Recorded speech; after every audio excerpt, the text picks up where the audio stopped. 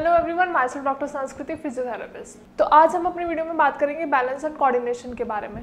That what exactly the balance and coordination means, और किस वजह से ये हमारी बैलेंसिंग में प्रॉब्लम आती है। हम ढंग से कोऑर्डिनेट नहीं कर पाते, हम अपनी मूवमेंट्स नहीं कर पाते। And the main important point is कि हमारे ब्रेन का ऐसा कौन सा पार्ट है जो हमारी मूवमेंट्स हैं, कंट्रोल्स हैं, कोऑर्डिनेशंस हैं and the sequence of movements हैं, उनको कौन कंट्रोल करता है।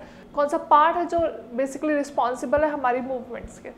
Now starting with the points, cerebellum. Cerebellum is the main important part of the brain जो हमारी सारी muscular activities and सारी movements and coordinations को control करता है। Now what happens, ऐसा क्या हो जाता है जिसकी वजह से हमारी movements alter हो जाती है, हम ढंग से चल नहीं पाते, हम एक particular sequence में नहीं चल पाते हैं। तो जनरली क्या होता है कि स्ट्रोक का पेशेंट है, पैरालिसिस का पेशेंट है, या फिर कोई डायरेक्ट इंजरी एक्सीडेंट हुआ है, तो उसकी वजह से भी हमारा जो कोऑर्डिनेशन एंड मूवमेंट्स है वो ऑल्टर हो जाते हैं। उनमें दिक्कत आती है कि हम ढंग से नहीं चल पाते। एट टाइम्स क्या होता है, अगर कोई इंसान अपने सर के बल गिर गया, पीछे की तरफ गिर गया, तो उसकी वजह से भी प्रॉब्लम होती है। Now what is the exact location of cerebellum? Cerebellum आखिर हमारे ब्रेन में प्रेजेंट होता है।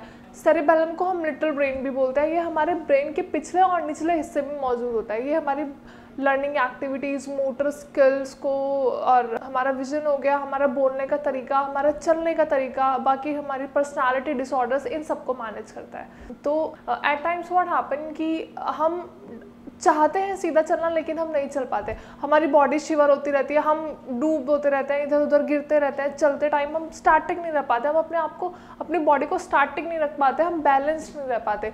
तो आज मैं अपनी वीडियो में कुछ ऐसी एक्सरसाइजेस बताऊंगी जो आप करेंगे जिसकी वजह से आपका बैलेंस और पोस्चर हमेशा मेंटेन रहेगा। ना व्हाट हैपन, जब हमारे यहाँ श्रेयास में पेशेंट्स आते हैं तो वो जनरली कंप्लेन करते हैं कि मैम कुछ ऐसी एक्सरसाइजेज ही नहीं है कि जो हम खुद से कर सके, हमें कोई एक्सरसाइजेस करवाने वाला चाहिए, हमें सपोर्ट चाहिए कि कोई आए और हमें एक्सरसाइजेस कराए।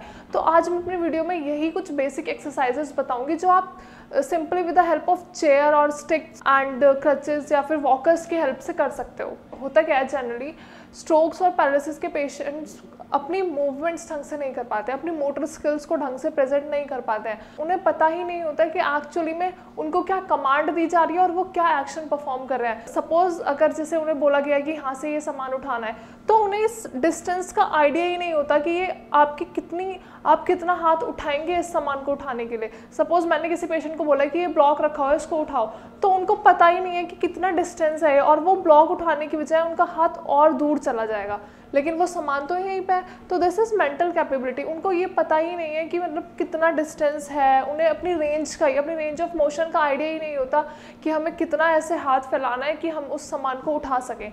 चलने में क्या प्रॉब्लम फेस करते हैं, चलने में क्या होता है, अगर उनको बोला जाएगा कि सीधे सीक्वेंस में चलो तो वो नहीं चल पाते हैं, वो इधर उधर ऐसे ड्रूल होते हुए, इधर उधर गिरते हुए चलते हैं, और एट टाइम्स तो गिर ही जाते हैं। तो उन चीज़ों के लिए मैं आज आपको एक्सरसाइजेस बताऊंगी अभी कि कैसे करनी है कि आप अपना बैलेंस और पोस्चर स्टेबल रख सके, मेंटेन रख सके एंड जल्दी से जल्दी रिकवर हो सके। Now starting with the exercises. अब मैं आपको कुछ ऐसी एक्सरसाइजेस बताऊंगी जो आप बिना किसी के सपोर्ट के खुद से इंडिविजुअली कर सकते हो परफॉर्म। किसी की हेल्प की कोई ज़रूरत नहीं है, but else you need a chair या फिर कुछ वॉकर या क्रच जिसकी हेल्प से बस इतना कि आप सपोर्टेडली खड़े हो सको और अपनी एक्सरसाइज ढंग से परफॉर्म कर सको। Now starting with the first, सबसे पहली एक्सरसाइज टो रेज। तो करना क्या है, चेयर को स्टैटिक पकड़ना है और पोस्चर अपना सीधा रखना है और अपने पंजे ऊपर की तरफ लिफ्ट करने हैं। This is the way. Hold कर सकते हैं 5 to 7 सेकेंड्स के लिए, then relax. Now again relax. Now starting with the second exercise, आपको अपनी एडी ऊपर की तरफ उठानी है। अभी पंजे ऊपर की तरफ उठाए थे, अब एडी ऊपर की तरफ उठाएंगे, लाइक दिस। रिलैक्स। होल्ड कर सकते हैं अगर आप कर पा रहे हैं तो। Relax.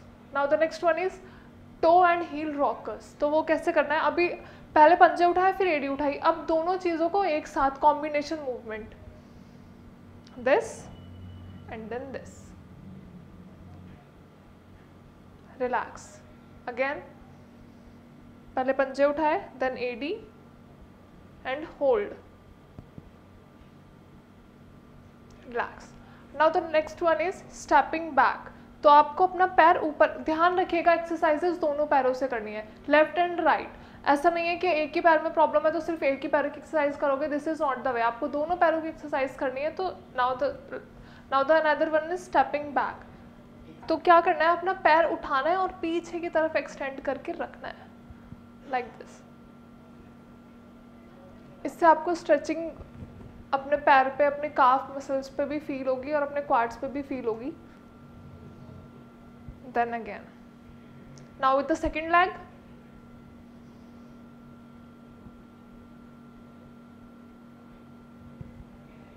Relax.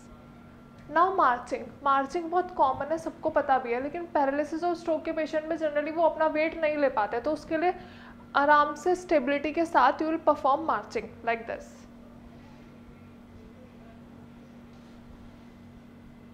Relax. Next exercise is knee bending. Knee bending में क्या करना है, आपको सिर्फ अपना घुटना मोड़ना है और रोक के रखना है। Relax. Now next leg, relax. Now starting with some hip strengthening exercises. Hip strengthening exercises भी ज़रूरी है क्योंकि ये हमारी लोअर लिम्ब की मोबिलिटी और स्ट्रेंथनिंग में हेल्प करती है। तो कैसे करेंगे हिप स्ट्रेंथनिंग एक्सरसाइजेज, दो एक्सरसाइजेज मैं आपको बताऊंगी। हिप अबडक्शन, मतलब आपको अपना पैर, आपको अपने दोनों पैर सीधे रखने हैं और एक पैर दूर लेके जाना है, like this. Relax. Again, relax. अब यही पैर पीछे की तरफ लेके जाना है, that is hip extension.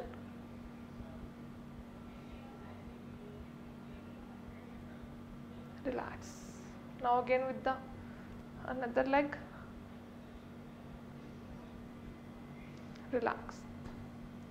Now side stepping. Side stepping में क्या करना है, नॉर्मल आपको अपना पैर बाहर की तरफ लेके जाना है, लेकिन पहले आपने अपना पैर हवा में ऊपर उठाया था, लेकिन अभी सपोर्टेडली ज़मीन के सपोर्ट के साथ आपको अपना पैर बाहर लेके आना है। हवा में उठा के पैर रखना इज अनदर एक्सरसाइज। तो अब क्या करना है, आपको अपना पैर साइड में रखना है, लाइक दिस। पैर उठाया और बाहर की तरफ रख लिया, easy. Now again, this is the way. Now starting with some sit to stand exercises, मतलब बैठ के उठना। जनरली स्ट्रोक और पैरालिसिस के पेशेंट्स को बैठ के उठने में प्रॉब्लम होती है, तो अब वो एक्सरसाइजेज बताऊंगी जो आपको इजीली सपोर्ट के साथ आप आराम से बैठ के उठ सकते हैं। दोनों पैरों का वजन आपको ज़मीन पे डालना है, मतलब पूरा वेट, बॉडी वेट आपको अपने पैरों पे लेना है। दोनों हाथ सपोर्टेडली रखने हैं and you need to stand like this, सीधे। चाहे तो आप ये चेयर पकड़ सकते हैं सपोर्ट के लिए अगर आप नहीं कर पा रहे हैं। Then again, sit, once more, stand and sit. अब कुछ पेशेंट्स ऐसे होते हैं जिनकी रिकवरी बहुत सही चल रही होती है और वो बहुत अच्छे से रिकवर करते हैं, तो उनके लिए थोड़ा सा रेजिस्टेंस बढ़ाने के लिए आप अपने दोनों हाथों को यहाँ पे रख लेंगे, मतलब इट इज़ सपोर्टलेस। सपोर्ट नहीं चाहिए अगर किसी पेशेंट्स को जो थोड़े बहुत भी एक्टिविटी में मोर इंडल्ज होते हैं कंपैरेटिवली, जो पेशेंट्स कम एक्सरसाइज करते हैं, तो उनके लिए रेजिस्टेंस बढ़ाने के लिए थोड़े से दोनों हाथ यहाँ पे रखोगे, सपोर्ट की जरूरत नहीं है, and you need to stand like this, straight, then sit, relax and relax. Now again, without any support, relax. I hope आपको सारी एक्सरसाइजेस समझ में आई होंगी और वीडियो वर्थ इट रही होगी। अगर आपको वीडियो के रिगार्डिंग कोई भी क्वेरी है या फिर कोई भी क्वेश्चंस हैं, कोई भी और एक्सरसाइजेस आपको पूछनी है, तो आप डायरेक्टली हमें, मतलब श्रेयास को कांटेक्ट कर सकते हैं, फ्री ऑफ कॉस्ट कंसल्ट कर सकते हैं हमारे डॉक्टर्स को, and we will guide you properly about the medications and exercises. Thank you so much.